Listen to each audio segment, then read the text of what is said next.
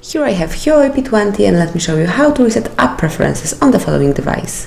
So at the very beginning you have to open the settings, then scroll down and select apps, so it's the yellow icon. Now go to the first icon, which is apps, just click on it and select more tab, which is 3 dots one in upper corner, so just click on it and here you will notice reset app preferences, so it's the last option, just click on it. And you have to be aware that we'll reset all preferences for disabled apps, disabled app notifications, default apps, background data restriction for apps, and also permission restrictions. But you will not lose any app data. If you truly want to perform it, just tap on reset. And that's it. All app preferences have been reset. So thank you for watching. Please subscribe our channel and leave the thumbs up.